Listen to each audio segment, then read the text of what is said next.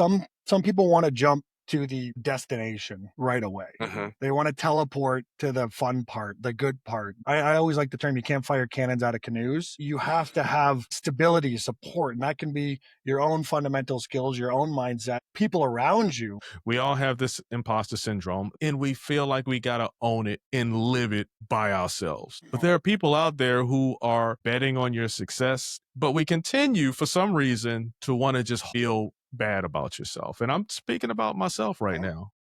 When you look back in hindsight, everything is 2020. In hindsight, we make mistakes, we're learning from it.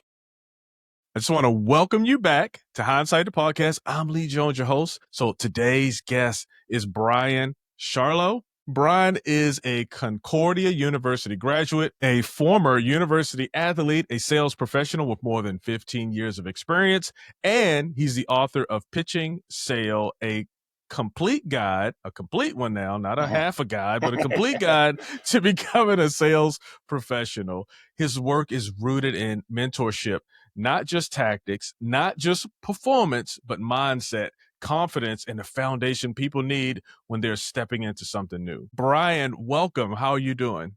I'm doing great. Thanks for having me, Lee. That was quite the introduction. I appreciate Hey, I'm that. trying. I appreciate you coming on the show. Look, I was looking at these ads on social media, and they were talking about articulation training. And so when I just said, "Hey, how are you doing, Brian?" I was like, is that one of those opportunities where I probably shouldn't have said how you doing, but more, hey, what is your purpose for this week, Brian? You know, some of those things that it's supposed to make you better. It would have been a heavy start. It would have been a heavy start to the podcast, but that's good. I'm doing good. I hope you're doing well. Hope people listening are doing great. So it's a good start. Yeah. So I talked about when we're looking to move on from a different career. So Brian, from your own personal journey, when someone says, I don't like my career path, what do you think they really mean? That's a great starter. And I think what the first thing you need to do is figure that out for yourself. You can't change what you want to do or where you want to go or who you want to be until you can figure out why what you're currently doing isn't it. You have to start by taking a step back before you can move forward. That's what I tell everybody that ever throws that out at me. And I don't want this surface level. I don't like it. It's not a fit for me. Why? Like you have to dig 3, 4, 5 whys deep as to why you feel you need to make a change. Are you not hitting your potential? Is it someone you're surrounded by that's sucking the joy out of what you're doing? Is it because you always had aspirations to do something else and you kind of got stuck in this path that you didn't like, but it was maybe the path of least resistance that was, helping you, whether you had to make some money, whether you had people that were relying on you, whether it was a career shift that maybe you didn't go to school for, or maybe you went to school for it. You felt like that's what you had to do when you realize that wasn't what your passion was. So before you can take any step forward, you need to dig into why it is you need a change and what you feel that the change can actually do for you, or else you'll get stuck right back in the same situation if you don't take that time to figure it out. So I honestly, when somebody's throwing out ideas of what they want to do instead of what they're doing, my question is always, well, why are you leaving and what's the purpose of it? And what's going to prevent you from getting into this same rut 6 months down the road on this new path? Yeah, I think that's great advice, right? Just take a moment, pause, take a step back, understand who you are, where you are, what the situation and circumstances are that you find yourself in. Why are you seeking out the greener grass, right? Instead of enjoying the grass that you're grazing in right now. I think that's important because for me personally, and I'm trying to really think of a specific moment in my journey and not just conceptual, but I can't think of a specific one. But I know I've complained about my job, especially when I was in the military, when I was in the Army. You think about leadership. And one of the things that you mentioned was, is it someone sucking the joy out of it, right? Do you have a bad leader?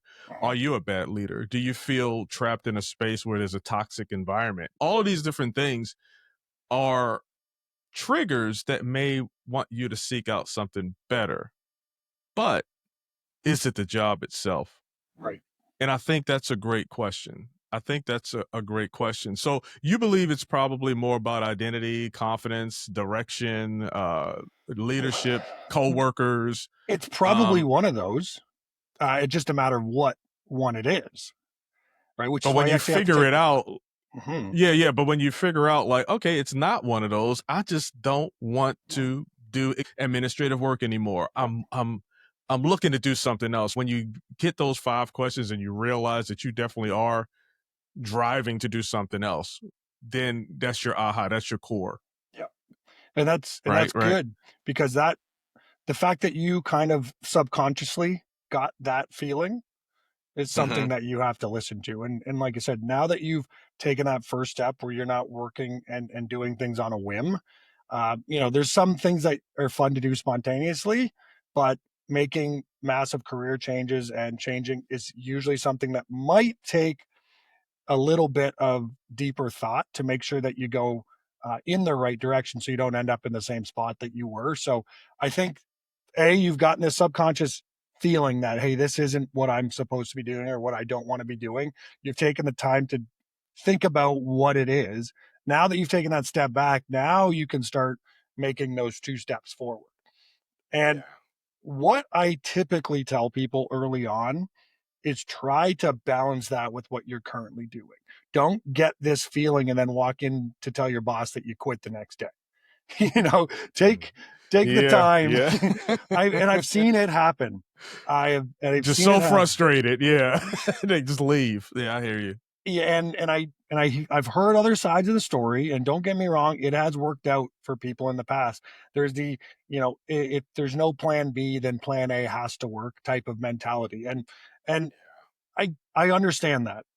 Um, what I typically say to do is balance this until you're ready to take that final leap of what you want to do. And it all depends on if you could be talking about so many different things too. We can be talking about a career, an industry that you're in, a job that you're in, or we could talk about, maybe you're not happy where you're living. Maybe you want to move Mm, across the country. Maybe you want to do all these things. interesting. We can look at it from so many different elements, but there is crossovers to the process, the best process, I believe, to do this. And that is, don't sell your house, or tell your landlord that you're leaving before you kind of have an idea of where you want to go, why you want to go there, and what do you have to do any extra work to get there? Are you going to have to pick up a different diploma? Are you going to have to make sure that you're reaching out and finding jobs, across the country or in a different industry? Or with someone comes across to you with an opportunity, you don't say yes and quit. You got to Hmm. filter it out a bit and take the time. You're making life decisions. They don't have to be done on a whim. The ideas can percolate and free flowingly, Hmm. but put that plan in place, slowly execute it, and slow can be arbitrary to anybody, but moving Hmm. forward, because you're also going to find out if you can't take the time to plan it, it might not be as deeply rooted as you think. Like if you think, well, if I don't do it now, I'll never do it. Well, maybe it's not what you should be doing then. Like it should be a deep enough desire that you can actually take the time to plan it and look forward to it. And actually, at the end of the day, when you get home from work, you're like, oh, now we get to work on this, the thing that I'm actually truly passionate about. Put a plan in place. Where am I going to go? Who am I going to do this with? Um, all these sorts of different things, and then you're slowly building this up. You can be on your own, work with it, maybe some people that you trust as you do this, so you can bounce some things off them, make sure that you're not kind of, you know, overshooting yourself with Yeah. ideas. Yeah. But then when that time finally comes, now you transition where this is now taking the forefront. And that might mean putting your 2 weeks in. That might mean putting your house up for sale or letting your landlord you're going to leave because you're already looking 2 steps ahead and you've already planned it out and you got direction on where you're going. So don't feel like this identity change has to just happen like this. And it's, if I don't do it now, it's not happening. You got to make sure this is deeply rooted in you, and you'll know when it is. You Hmm. can't, because you can't fake it. It bubbles inside of you, and you just get this. Yeah. And like I said, you're sitting at home like, oh, I can't wait to get home. You're sitting at work like, I can't wait to get home so I can work on this. Whereas most people want to get home and watch a TV series or binge watch Yeah. or go with their That's a friends. You're good like, point. no, I'm changing my life. Things are rolling here. I got a plan in place. Then you shoot and go for it because you've already got it in place. And that doesn't mean it's guaranteed to work out, but you've at least put yourself in a good situation because you're putting this time and effort into it, and you know that it's a burning desire. And now at this point, nothing can stop you. Yeah, I mentioned earlier about, hey, I don't want to be admin anymore. I want to be more. What are some signs that a person has outgrown where they are? Well, if you look up and there's nowhere to go, right? That's a There good one. should always be Yeah. something that you have in mind with every step, especially like if you're within a company or an industry and you put that work in and you're seeing, a ceiling in above you, or there's Mhm. management that's keeping you down. Maybe there's that one person at work Mhm. that's keeping you, and it's, human nature is crazy with how some people can be.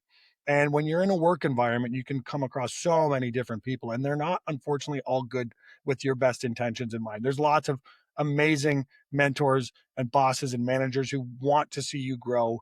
They plant, they water, they give you sunlight, they do all these things to Mhm. make you grow. And there's some people that just don't want to see you succeed, or they're threatened by you.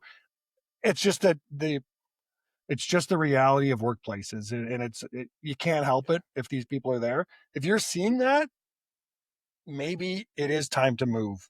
Maybe it's time to move to a different. Mm. It doesn't mean you have to leave the company. Maybe move to a different department where you can, you know, go horizontal then vertical because you're getting around this person. Maybe you have to leave the company. Maybe you have to leave the industry. Maybe you've grown tired of whatever it is you're, like I said, if it's admin work and you feel like you're meant for more, maybe you got to do school behind the scenes. Maybe you got to take night classes to do something. Maybe you got to Mm. read up.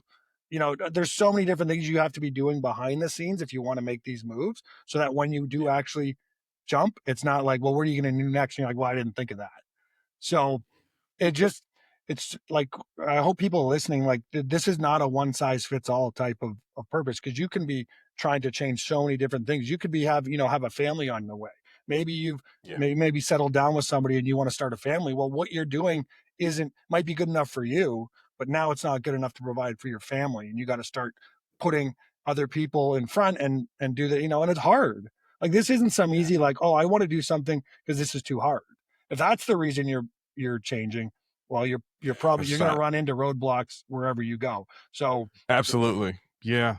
Hey, I love the direction of this conversation. It really mirrors, I say common sense, but it's not necessarily common. And it's you've it given a feels like it, lot but of it isn't, examples. because there's people coming from Yeah, so when many you're different. when you're going Yeah, through yeah, when you're going through it and you're moving through it, right? You make these decisions based on what's happening at the moment. And you don't always consider like where it is that you're going and then also where it is that you are right now. So I really appreciate you saying ask those questions, go deep, 5 6 7 whys down and figure out why. And once you understand, okay, yeah, that's a good reason, now you have to start to self-assess yourself. All right, where am I at, where am I trying to go, and what's the gap? What is it that I need to do to make sure that I can get to this destination as expeditiously as possible, right? yeah, We're going to run into problems no matter what it is that we do. yeah. We're going to run into not necessarily problems, but we're going to run into forks in the road or Glitches, challenges or roadblocks, things. things you got to go Yeah, around, over, under, whatever the case is. There's always going to be something you run into. Don't think that you don't ever try to find the easiest path, because that's going to lead you in Right. circles. Typically, sometimes we get Yeah. lucky, but typically the easiest path, the path of least resistance, is what got you to where you are in the first place. Mm. say that again. The path of least resistance is what got you in this place in the first place. I Yeah, like that. I yeah. like that. And Hey, I you think, talk. Go yeah. ahead. No, I was just gonna say, because when you're kind of talking about that, and when we have to put these whys in place, you have to understand this is a balance between an emotional and a logical, rational way of going about it, because you can't do one or the other. Because if you just base it on emotions, you're gonna overshoot yourself. You're gonna move too quickly. You're gonna uh, you know out pass your coverage type of relationship. Like, you're just gonna move too quickly, and I like sometimes, that. don't get me wrong, it can happen, but the large majority, you're gonna move too fast. You're not gonna think ahead too far because you're excited. You want to do it, which is good. That's Mhm. a great spot to start. Then you have to move rationally, and again, put some plans in place, move at a pace that you uncover every stone as you move forward. You're cultivating as you're moving forward. You're not just sprinting the whole time. But if you just move logically, you'll put that fire out in you. You're like, well, maybe it's too expensive to do that. Maybe, am I going to know people there? Am I going to be able to climatize to a different living, where I live, or a different industry, or, you're going to start to doubt yourself if you move too rationally, where you have to trust instinct and emotions that you have and the passion that you have for it, which got you here. So you got to just balance them out and let them, you can't let one, dampen the other one. You got to move in synchronized. Yeah. I tell you what, once again, I'll reiterate what you just said a couple minutes ago. This isn't a one size fits all. You have to do the work. And a lot of it is in the mind and understanding you, understanding where you are. And you talk a lot about mindset in early development. What has to change internally before someone can make a real career or life shift? Well, I think that some people want to jump to the destination right away. They want to teleport to the fun part, the good part, without putting in that foundational um, efforts and work that you are now building off of. I always like the term, you can't fire cannons out of canoes. Like, you have to have stability, support, and that can be your own fundamental skills, your own mindset, people around you, mentors, family, friends that you trust, and you can throw ideas out there, and you can ask them for help, and you can be vulnerable with them. These are all the pieces that go into a foundation as you build upwards. And if you build it on a wonky foundation, it just eventually, it's like a Jenga tower, and comes crumbling down, right? So when I talk about putting in that effort at the beginning of whatever you're doing, you don't just get to teleport to all the you when you look at people, really successful people, it's that iceberg theory. I don't know if you've seen it, or if maybe some of the listeners have seen it, where you just see the success and the monetary gain and the fame, or whatever the case is. But what you didn't see is that all that work that was put in below the surface. You don't, people very rarely just ascend right to the top. As the case, they might come out of nowhere because they were putting this work in behind the scenes, and it moved quickly in your eyes. But to them, they've been putting this work in for years to allow them to be comfortable and ready and prepared for, like I always say, luck is preparation meets opportunity. Right? People say you got lucky. It's like, no, I was ready for this moment because I've been waiting for this moment for years. And that's the type of work you put in at the bottom, and you move your way up. And then when that finally comes together, and you'll know it, you'll feel it. Then you start moving forward, making actions and making changes in your life that are really positive for you. But you got to start with that rock, that bedrock to build on. You mentioned the luck is, what is it? Preparation versus, meets opportunity. Meets opportunity versus. No, but the thing is, like, when you prepare, when you have a vision, when you are doing the work, you see these opportunities. A lot of times you don't. It's just like when you riding and you're a kid, and if you have a brother and a sister, or even your parents are doing it, like, hey, let's play a game and let's find all the red Volkswagens. Yeah. You start seeing freaking red Volkswagens. I mean, it just is what it is, right? But before that, you just see a bunch of cars and trucks. But when you hone in and you focus on what it is that you're desiring, then you start to see it. And now, are you prepared or not? That's the missing piece. Are you prepared? And sometimes people get the opportunity too early. And sometimes it works, but a lot of times it doesn't. And some people think that was my one shot. It's like, no, it's okay, because this all goes into that bucket of preparation that you're doing. And you can be like, okay, well, what was it that I was missing? Maybe you got an opportunity for a promotion, or in a different industry, somebody came and was like, hey, I got a really good opportunity for you, whatever the case is. And you go in and just above where you're at right now. And then, oh, that was it. It's like, no, it would have been nice. Don't get me wrong. Again, we all want to jump ahead steps, but it doesn't always work that way. It's like, okay, well, the fact that I'm getting this opportunity to begin with means I'm going in the right direction. People are seeing and looking at me as that person who might be able to take that and run with it. Well, now it's like, okay, well, what wasn't I prepared for when the opportunity came? Now I'm seeing blind spots I didn't know I had before, right? And I can start, maybe as I'm building, I put a little extra work over here because I see that's where my weakness was. And knowing your own weaknesses is usually better than knowing your strengths. You have to know both, but maybe something shone a light on something you were avoiding and not working on, and now Now you can see it. Now you can work on it. Now you can ask for help. Now you can find people that are good at that. Use them as mentorship. Like, hey, I see that you're really good at this, and I'm weak at this. Can you help me? And usually that Yeah. person, if you're a nice enough person and they're a nice enough person, are going to help you. So just because that opportunity came and maybe a little too early does not mean it's your Mhm. last one. It means you can now keep preparing. So when it comes again, you're ready to jump at it. I was thinking about this quote, and I'm butchering it, and this is paraphrasing, but I remember it saying the one of the goals, or one of the responsibilities of a leader, is to make his or her people feel like they did it on their own. Like leadership, I absolutely love the topic of leadership because that Mhm. there's just so much buried in that topic, and It is. and every person is different, from the people that are being led to the leader themselves, their experiences, what got them there, how they got there, their capabilities. There's good leaders, there's bad leaders. So there's another, like, one size fits all. I don't know if you've ever read the books by Jocko Willits. um I'm trying to think of the first one. The It's all about extreme leadership. extreme leadership and then dichotomy of leadership. Two Yeah. phenomenal books by a phenomenal Yeah. author, military man himself, a war hero. Like, he's a great, great person and so much experience with leadership. Uh, Absolutely just love those books. I've listened to both of them at least twice. So Yeah, when you get yeah, in a leadership topic, like, you got, and there's so much that goes into that, because maybe that's what you're thinking about doing. Maybe you're thinking about going from the team to being the leader, or you're promoting for that, or that's what your goal is in your life. Maybe you have to go to a different company to find that leadership, whatever the case is. Yeah. There's a number of things that I look at with leadership, and one of them is, to be a leader, you have to first learn how to be led, like how to be led by somebody.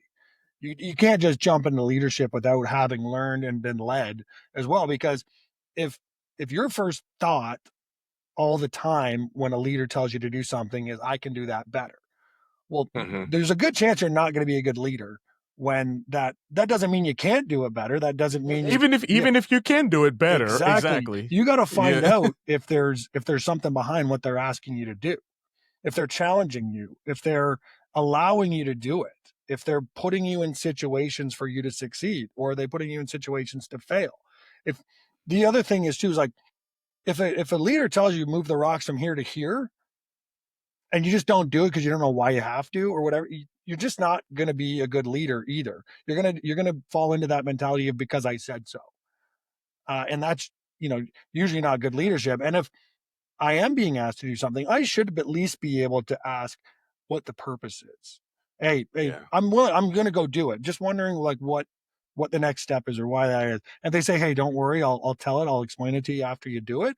That's fine. Mhm. And you have to go do that. And then now you can mold your own it's a good leadership point. styles as you're doing Yeah. it. But as a leader, you should also be able to answer, professionally, why you've asked someone to do something, Mhm. and Mhm. shown that you've done it before. Lead from the front as well. Like, maybe you got there first and your pile's already moved over. Say, hey guys, I did my pile. Now I want each of Yeah, you to move the rocks from here to there. Right? Like, Yeah. make sure yeah, yeah, yeah, yeah. it's such a back and forth relationship that is It just, is. and a lot of times it's not done great. To be honest, Yeah. people who become leaders don't dig into the topic and learn about it and better themselves. They just think that now they've got this added power. Some people abuse it, some people use it for good. It's just, that's just another, I just found I could talk about 2 hours of leadership, right? But I know we got other Yeah, things. yeah. But read those two books if you're listening. The Oh my God, you just said it and I forgot about it. Extreme leadership Extreme and leadership, the or is it, dichotomy. no? Is it extreme ownership? Extreme ownership. Yeah, extreme You're ownership right. and We're dichotomy saying of leadership leadership. so much. Yeah, if you're listening, two phenomenal books. I listen to Yeah. them on Audible. They do a great job reading it. Love it. So if you're listening on those topics, there you go. Hey, so getting back to what we were talking about earlier, like, how do you separate real caution from fear Yeah. that is just keeping you stuck? You talked Yeah. about it a little bit, but let's Yep. just dig into that a little more. Yeah. And that's when I talked about having to balance the emotional side and the rational side. That's letting the Yeah. rational side win too much, right? It's good to be cautious. The one thing I will tell you is, if you sit there and wait to be fully ready 100%, everything's covered, all the T's are crossed, the I's are dotted, everything. If you're waiting for that moment, news for you, it ain't coming. It is not coming. You will never be able to be 100% certain. All you have to do, that last 10%, is trusting yourself. That you'll only ever get 99, like not even 99, like 80, 90%. And that's when you go, I've done the work. I trust that I've put the preparation in. I trust that I'm ready. And then the last 10% is on me to figure it out once I get. Let me ask you a question. And this just came to me because, anyway, it just came to me. So now we want to move on. And you're talking about 90%. There's never a good time. That 10% is about believing in yourself. What do you think about the terms fake it till you make it and imposter syndrome? Yeah. Yeah. Imposter syndrome is one of my favorite things to talk about because successful people feel this all the time. It is something. So, good example, when I came out with my book, like when I was right on the edge of doing this, like I pushed that aside as I kind of put it together and I was doing the self-publishing. I was figuring out the name of it, all these things to keep my mind busy, editing and this and that. And then when it finally came to it, that I'm talking about that 90%, I was 90% there. And the last 10% was imposter syndrome. It was paralyzing me because I'm like, well, and this is after years of work on this and putting everything in place. And then I sat there like, now what? Because the final step is here and I didn't feel ready. And that's why I can talk about that so clearly before when I mentioned that 90% you'll never be ready, because I've felt it on so many different things. And the book being the biggest one of them. I was like, am I really just going to put this out into the ether, the universe here? And and someone's going to read this and be like, this doesn't make any sense. Who is this guy? Why is this guy telling me what I should be doing in myself? So many things start running through my head. And I had to listen to it, listen to my own thoughts and calm them down. And then trust all the work and preparation I had put into this and all the steps I had taken to come up with this final copy. It's not as if I just typed it out and threw it out there and thought, good luck with it. Spelling mistakes and grammar and run-on sentence and no flow. I put all that work in, but it was still stopping me. And I had to go, no, I did the work. I proof. I did it. I'm confident. I threw it by some other people in the profession, and they gave me their tweaks and all this stuff. And I just had that last 10% would just hit and publish, right? And trusting in it and that imposter syndrome. And like I've had that when I've changed. So being in sales profession, I've completely changed industries.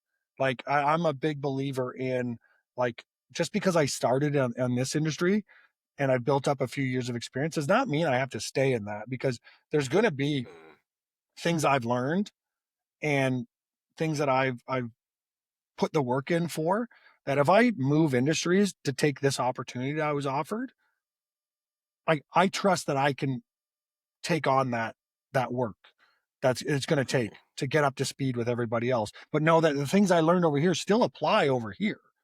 Just because I'm selling a widget instead of a trinket. Like I can learn that, take what I learned. And the thing is too, is the things I learned over here, someone who's been in this industry their whole life doesn't even know about this. I can bring that experience over and maybe look at things from a different angle and not be, having grown up in that ecosystem. So that's kind of sort of faking it till you make it. I like, as long as you're faking it till you make it, you're putting in work. You're not just running around aloof, faking it. You're actually like, I'm presenting a professional front and going home at night and learning about it and putting the work in behind the scenes. When the lights are off, I don't just, again, go home and binge watch Netflix. That means, it doesn't mean you can't do that. Enjoy your evenings and weekends when you can. But if you want to make it, you have to be working harder behind the scenes than the people that you're up against, that you're challenging, whether it be your competitors, whether it be a promotion you're looking for in the workplace, whatever it is. Like all these things have to be done by, if you think you can just clock in and clock out and good things are going to happen to you, well, guess what? Somebody else is putting in the work that you're not. Yeah. So that person one day is going to rocket right past you. And it's a matter, are you the person with the rocket, or are you the person that's just walking, again, looking around aloof, being like, oh, I've been putting them doing my work. Like, well, I was doing night classes and I got my business degree while you were, out doing whatever with your friends. So all these things go into it. So yes, fake it till you make it, as long as you're working behind the scenes as you're quote unquote faking it. It's almost like a mindset. It's a mindset adjustment, what I look at it, because you can feel beaten down and stuck because of the imposter syndrome mindset, right? And I'm not ready, I'm not prepared. Who do I think I am to be in this position? Or you can accept that opportunity and fake it and learn. And that's why you said it earlier, that a lot of executives or a lot of people who are shaking and baking, you don't notice that imposter syndrome is still there. There's some hesitation and some reservation when you start to move in different spaces, right? How did I get here? But they're like, you know what? I'm going to own it. I'm going to own where I am right now, and I'm going to be the best at what it is that I'm doing right now and keep trucking. So you never see it as the outside person looking at them. You're just looking at, man, I wish I was there. Well, yeah, I wish I had that opportunity. It's 100%. And you look at them and you're like, well, of course they did it. Look how smart they are. Look how experienced they are. It's like, well, guess what? At one point they weren't, and they took that leap. But again, to where they got to, I guarantee there was all that preparation that was done ahead of time, that they were only 10% to go. They weren't 50%. They just had to figure out the last 10. And you can get there too, behind the scenes, and be like that person. Like, they're no different than you are. They just put in the work and then again took the last leap of faith that they trusted, and look where it got them. And you'll never get there if you can't own that last 10%. Hey, I'm still, Brian, look, you mentioned about the book and imposter syndrome, and I appreciate you sharing that personal struggle that you overcame. But I have to really admit that I am still in that space, right? So I wrote my book From Here to There, and it talks about some of those concepts, understanding where you are right now. We talked about it earlier, figuring out what those gaps are, and then having a clear understanding of where it is you're trying to go. But when I sit and think about it, like, who do I think I am? That someone wants to read this, or the message that I'm trying to give you is going to be accepted.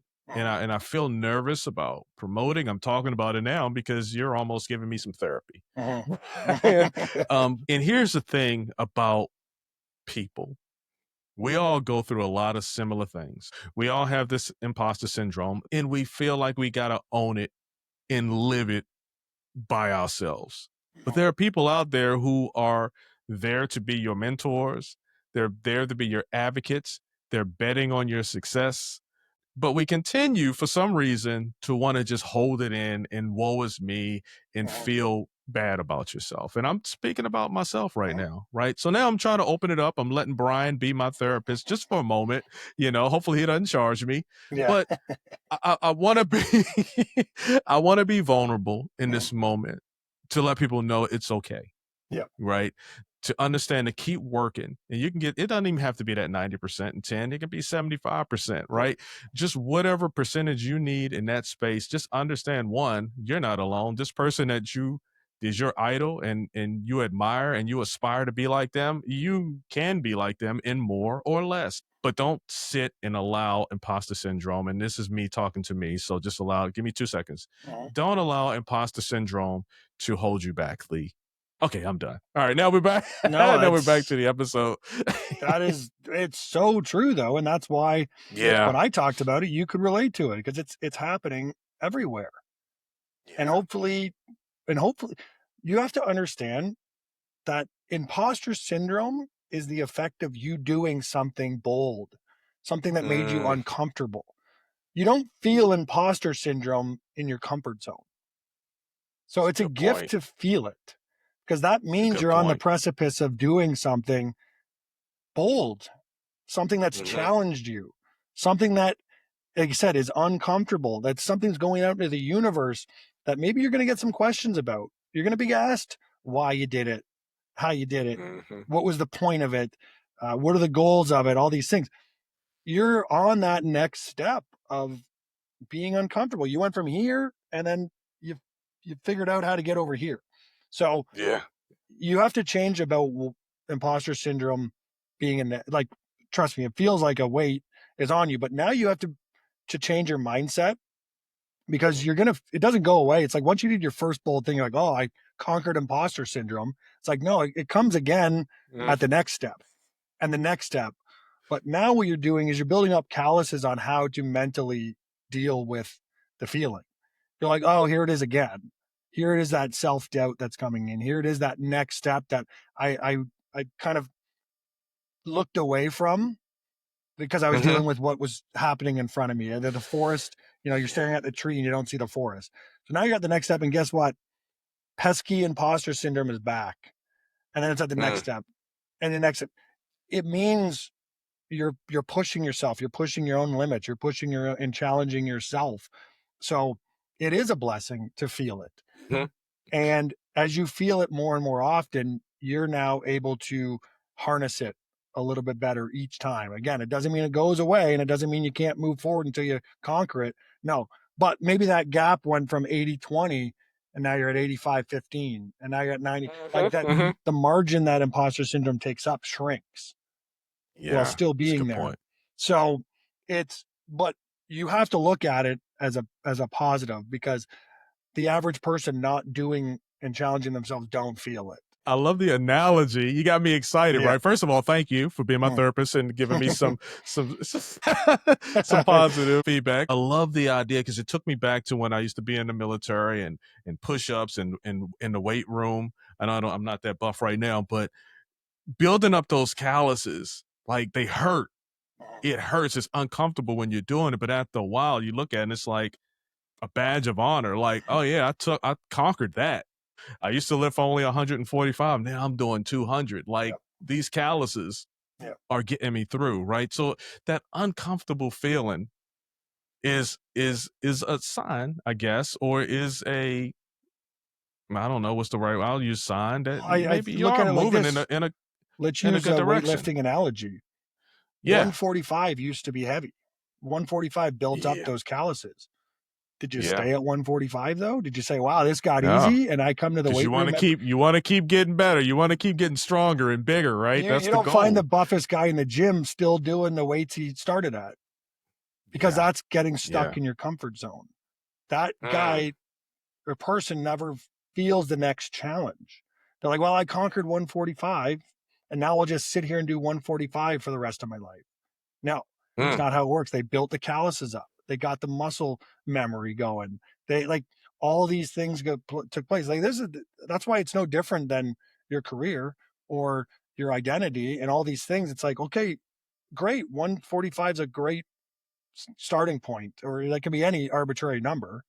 And then it's like, God, now it's too comfortable for me. Now I want to move it up.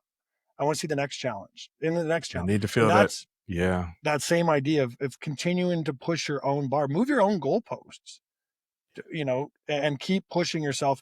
And the reminder that you've already conquered the other ones is what's going to help you push through the next barrier, as hard as it may seem. And as far away as that goal might feel at the moment, you've already reached a number of them, and you trust in yourself and you trust you're going to put the work in that it takes to do it. So using that analogy works perfect, whether you're talking about life or your career or any rut that you might feel like you're in.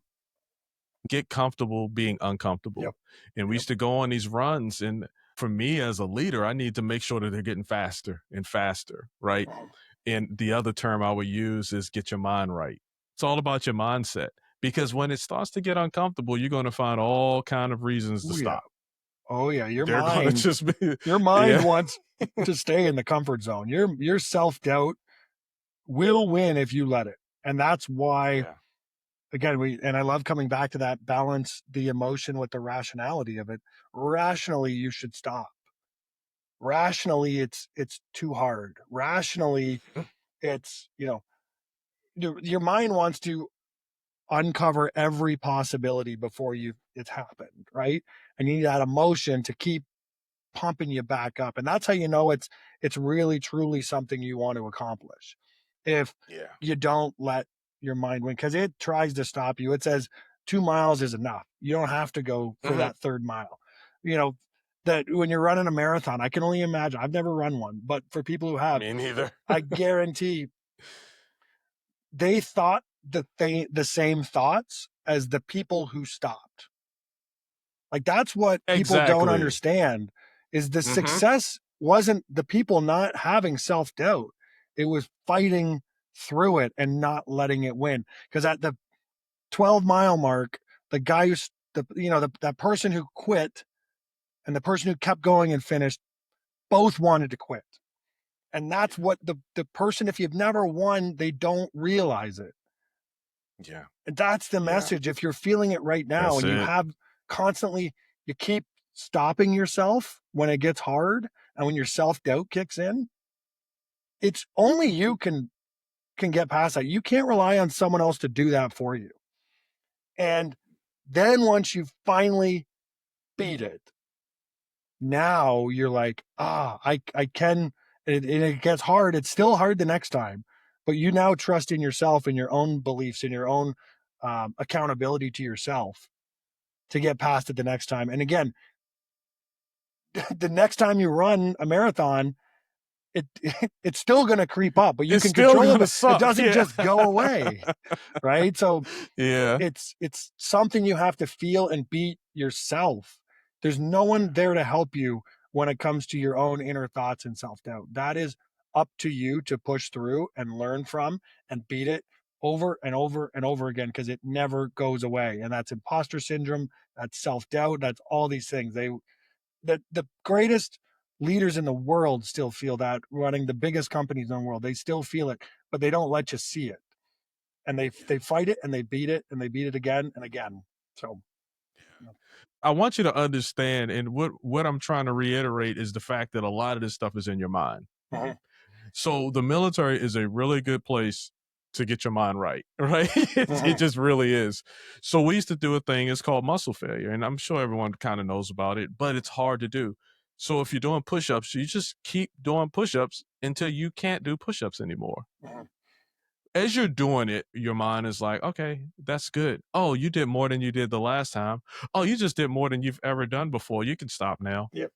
Your mind is always telling you, because the more you do, the more uncomfortable it gets. And I used to be that way. And I'd sit there and I'd start looking at the people, and you start seeing them kind of convulsing violently, right? Because their muscles are like mush at this point. When you experience it and when you buy into that and when you do it, it sucks. It hurts.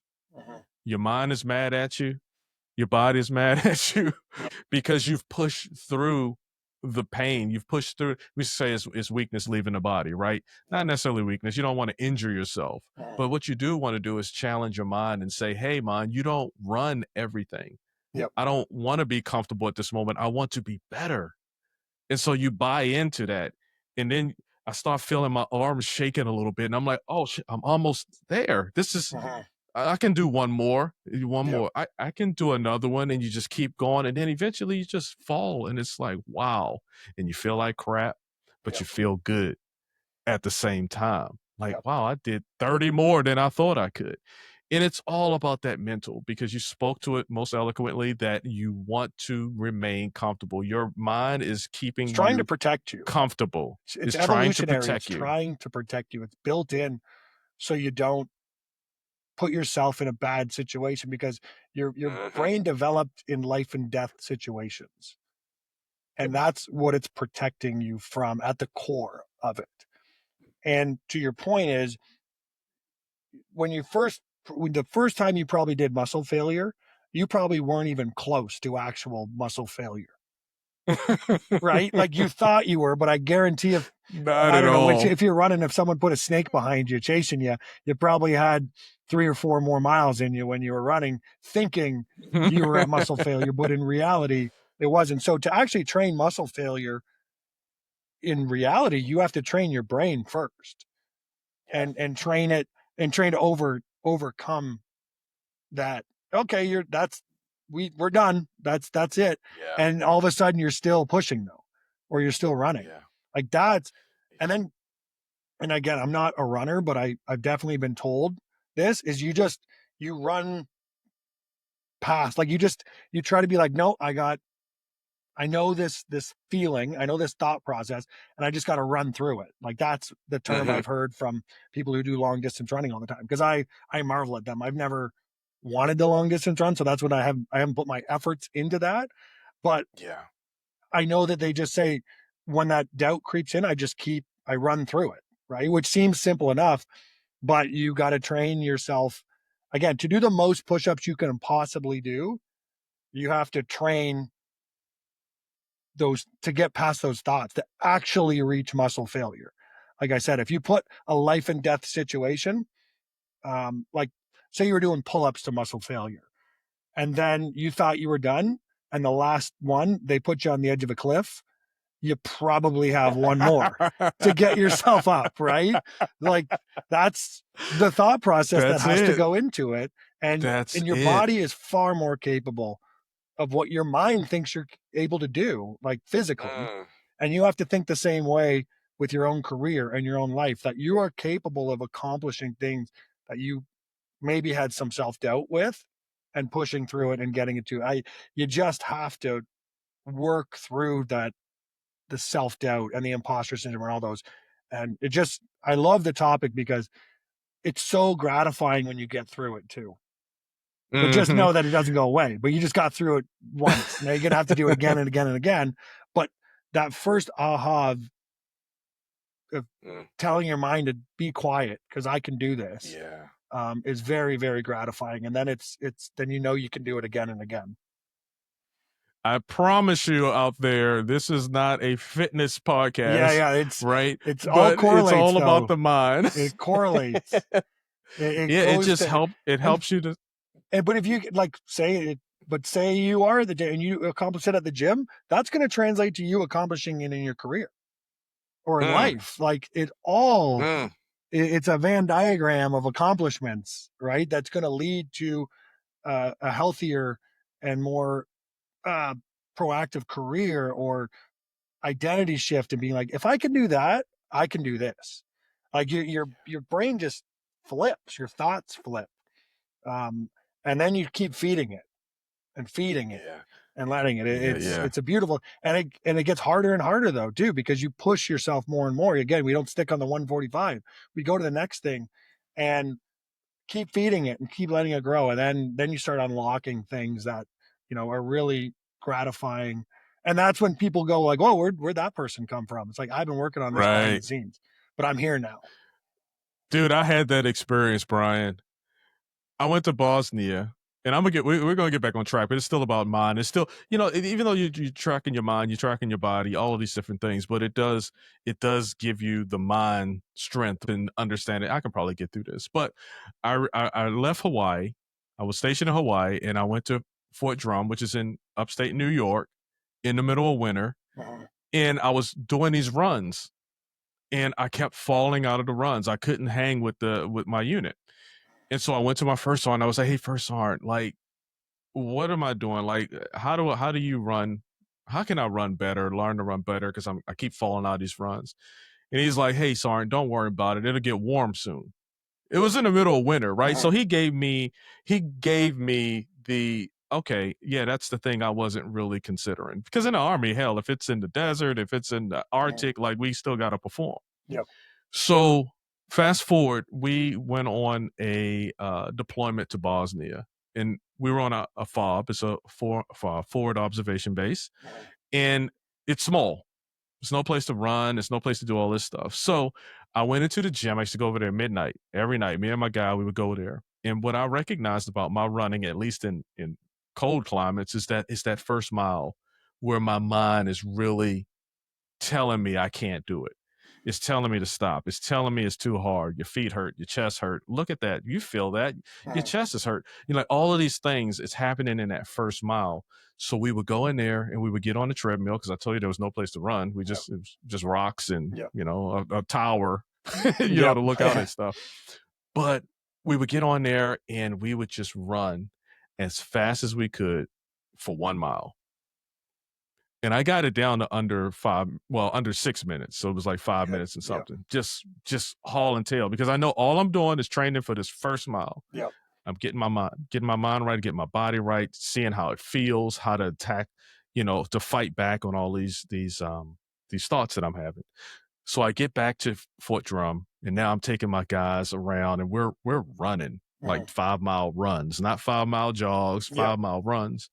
And the most gratifying thing that came to me out of that was my lieutenant. He came to me. He was like, "Hey, Sergeant." I was like, "What's up, sir? How you doing?" He was like, "I'm cool. I got a question. How did you learn to run like that?" And a part of that was, one, understanding where I was. We talked about this earlier. Recognizing what it is that I want to be able to do. I want to hang with this unit and succeed. I want to lead them. And then 3, where's the gap?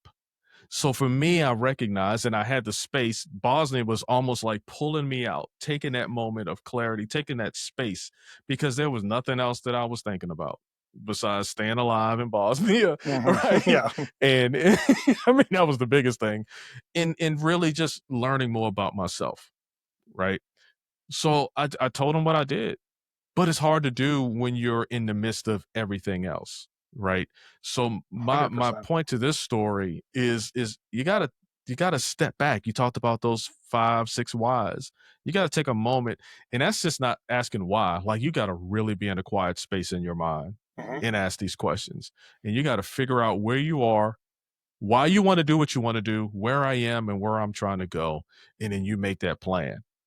So I just wanted to share that, because I did have one of those moments where I was actually able to achieve something that seems simple, right? But to this guy, he's like, Jesus Christ, he was falling out the runs. Yeah. And Now he's hauling tail across the post. Like, what is going on? What you're going to find out, it's a wonderful summary, essentially, of putting it into a story of what we're talking about and seeing the tangible results of it. But the one thing you figured out about yourself was that this was important to you, or else you wouldn't have done it, right? I love that. You figured out it was important for you to accomplish, and you didn't know how you were going to do it. You self-assessed. You asked why, and then you realized, it's this first mile that's killing me. And you figured out a way to get through that, and then the rest kind of free flowed from there. So what I want to tell people, because it's perfect that you had an analogy that, like a story that did this, without, what I want to say is that for somebody listening that's just listened to all this and they go, okay, that's all incredible. How do I do it? What's the answer? There isn't one that fits. What you did isn't going to work for the person listening. What you did isn't going to work for me.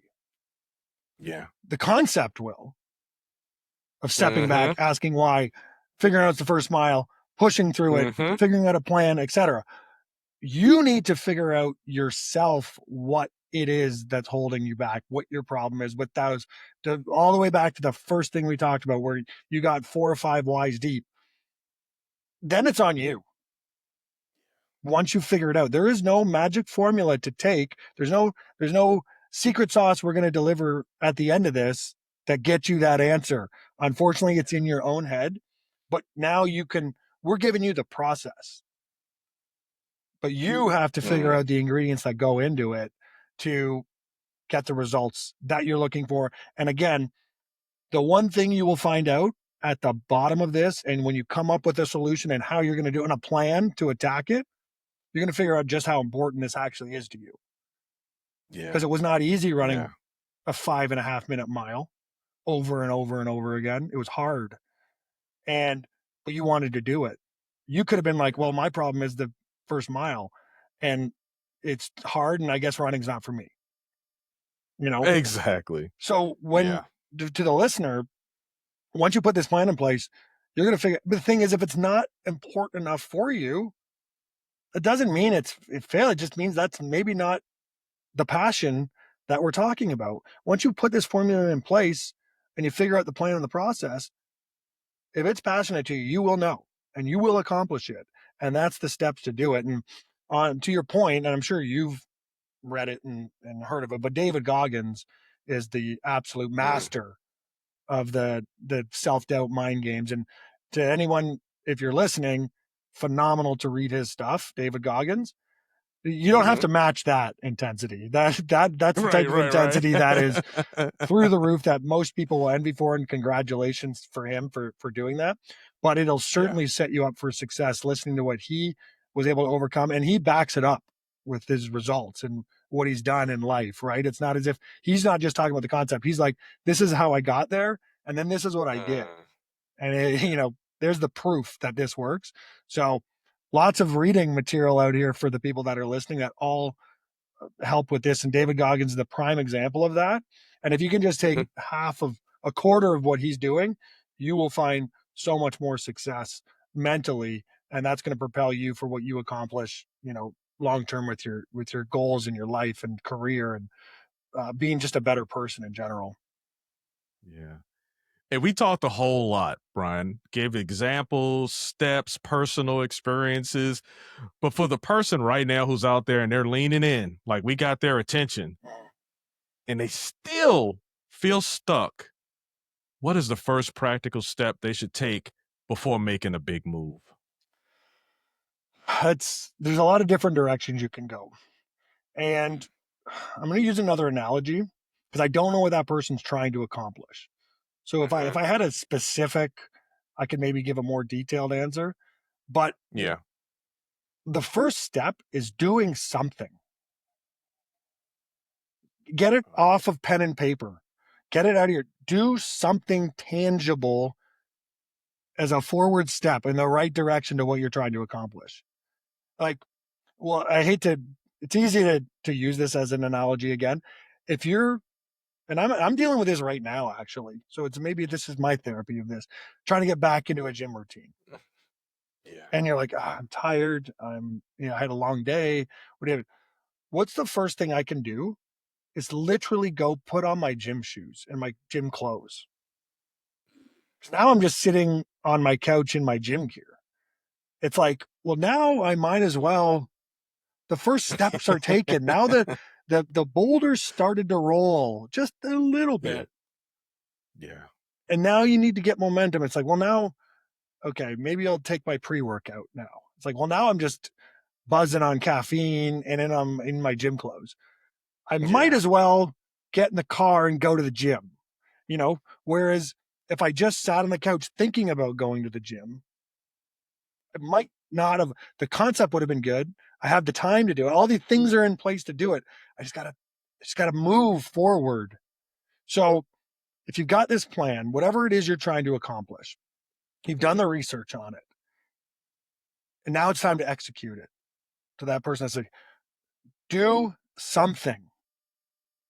Like as small as it is, you ever say you're trying to write a book, write something down. Stop thinking you got the topic, you know what you want to write about.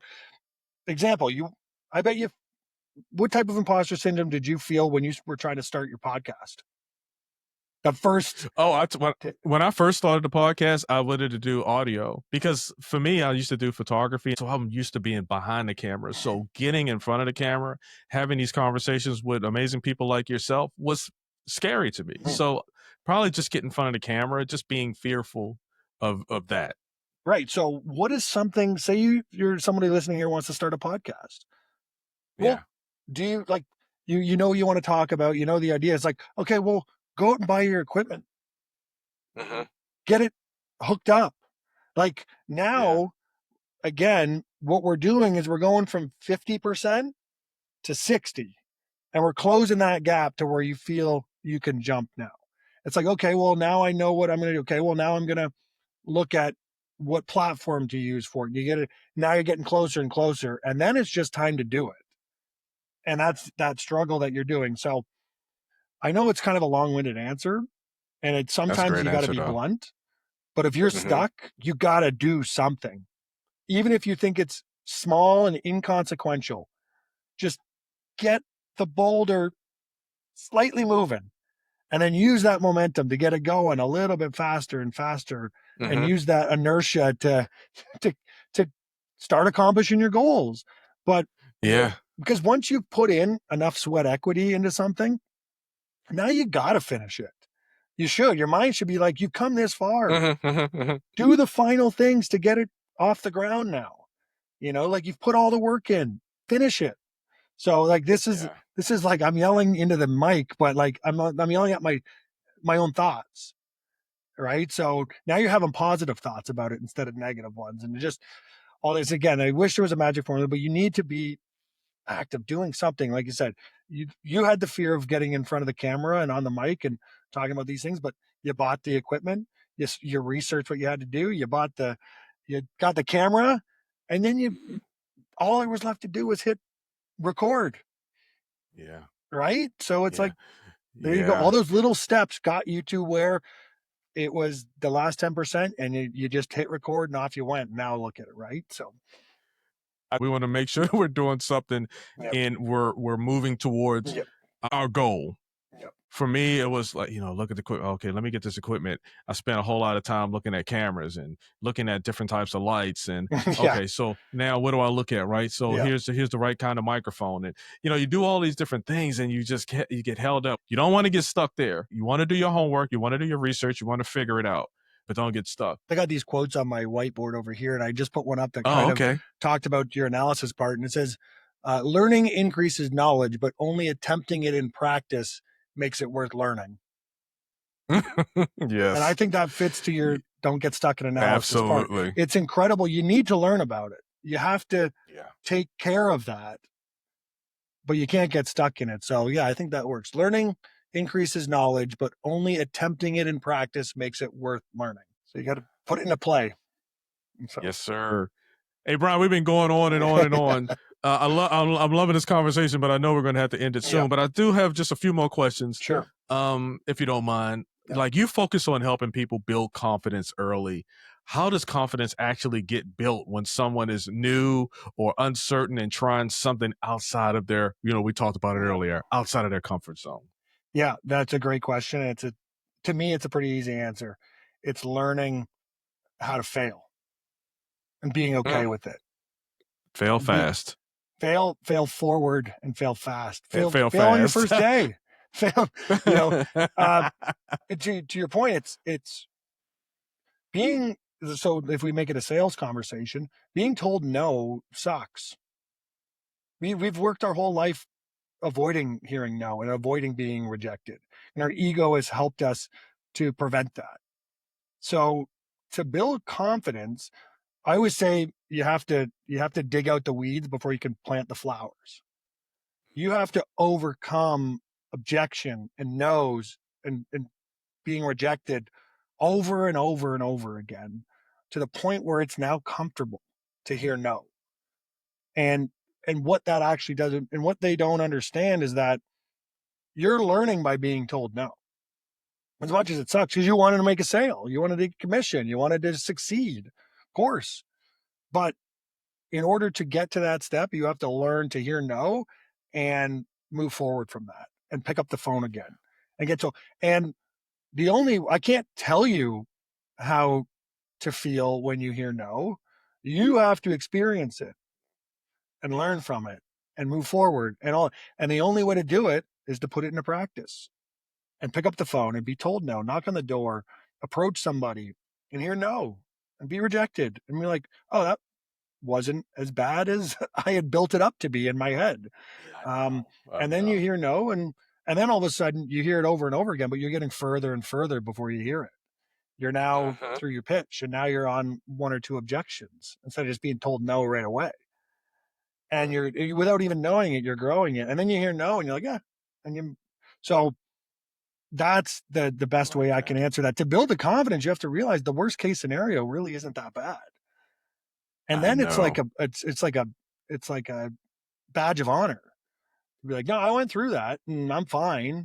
And now I can approach the next person. And if they tell me no, I'll just approach the next person. Oh, well, this person's actually interested. I might not have approached them if I was afraid to be told no, but now I'm selling them something. And that could be anything. If you're trying to start a business, but there could be somebody here that's an entrepreneur that's right on the precipice of opening a business online, a store, whatever the case may be. You have to realize these mini failures are part of the process. And once you, again, mentality being everything, now you feel more and more comfortable and confident to move forward. And then while moving forward, now I'm approaching people that are saying yes and that are interested and they're moving forward. Where, you know, I always said when I started in sales, I would have staring contests with my phone and the phone always won. Like it's just, you have to get through it. So to somebody that's out there, you have to learn that the worst case scenario is really not that bad. In terms of that failure and gaining that confidence and moving forward. So that's you just experience it, learn it, and you keep going. I always tell people you already have the no. Yeah. Yeah. It's already a no if you never ask. Yeah. You know what I'm saying? Well, the funny, so a good, I actually put this in my book because it always stuck with me. A manager, it wasn't directed towards me, but I heard it. Somebody was talking about how the person wouldn't buy. He was discussing it. I can't remember the exact context of it, but he's like, I've tried him. He there's no way he's gonna buy. And the manager goes, well, let him tell you. Yeah. It's so such, there was no fat on that advice. Let the person tell, like he was like, oh, well, they're too busy. Well, let them tell you they're too busy. Don't tell them for them. Your mind is putting all kind of things, pushback in there. So go ahead. I'm sorry, ego Brian. protecting you from being told no. You're making up excuses for that person that you haven't even spoken to. Absolutely. So by letting them tell you, and you might be right, but that's fine. Let them tell you they're too busy. Let them tell you they don't want it. Because if you keep that mindset of letting them tell you, you're going to be wrong sometimes. And that wrong is going to be a sale. Yeah. So it was just such, everything was trimmed off that advice. Let them tell you. Whatever your excuse you're making up, let them tell it to you.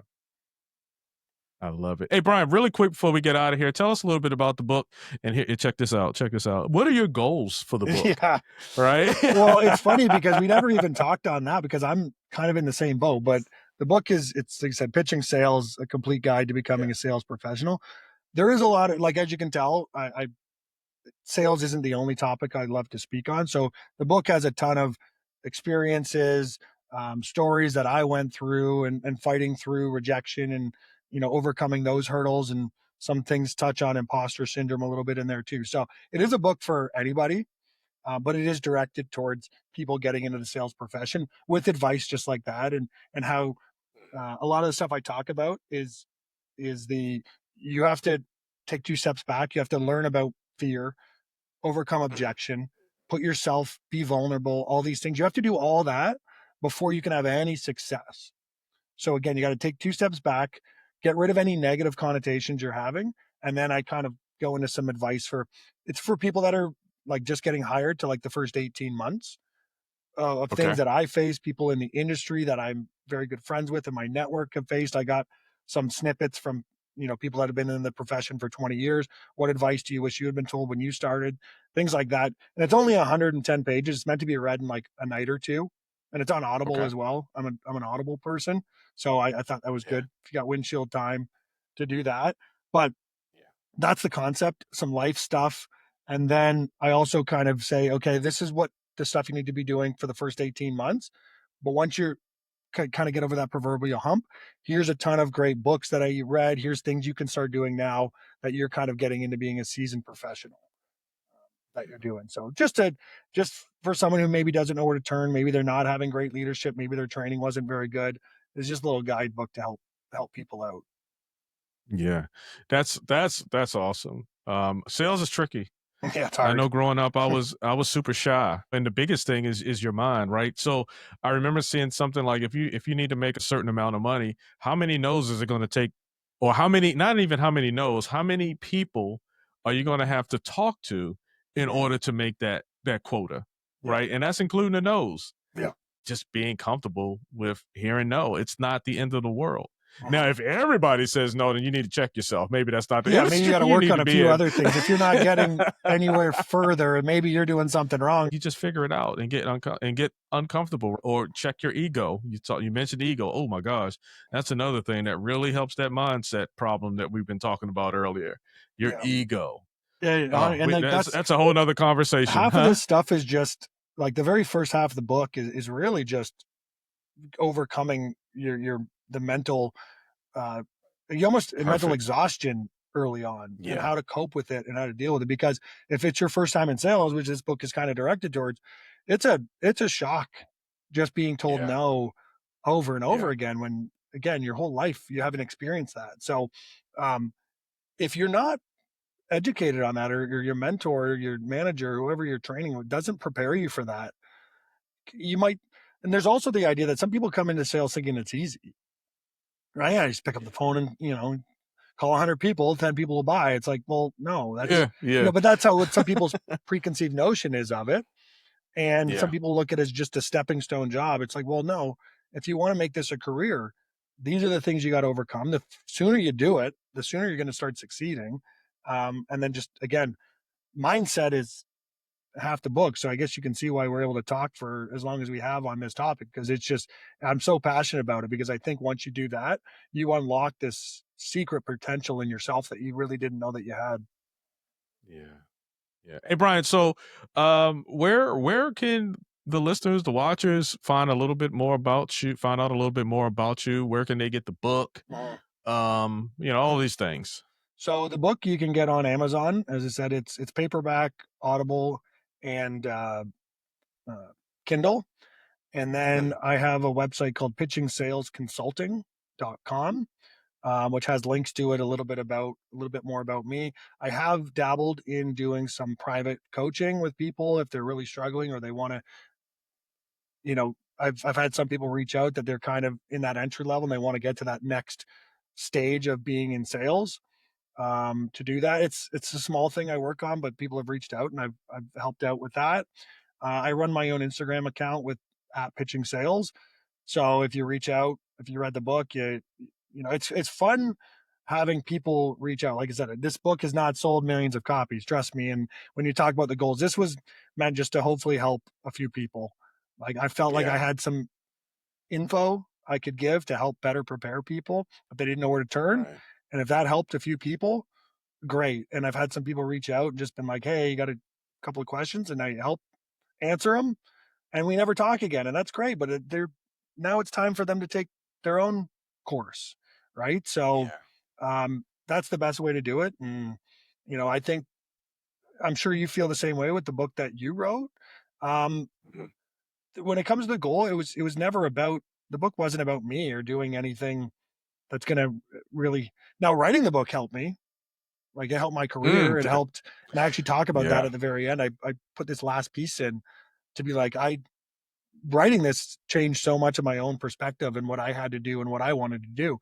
But it was always, forward for the reader, is hopefully I can help a few people. That's a goal. Like if it helped 10 people, sure, it's a lot of time to put in to help 10 people, but great. I'm glad it helped them. And hopefully that just propelled them into something successful, because I want to pay it forward, because there's a lot of people that helped me. And maybe these people that are reading it weren't as lucky as I was to get some really good mentors. So I want to pay it forward, and from advice from them that they can then take and hopefully help themselves out.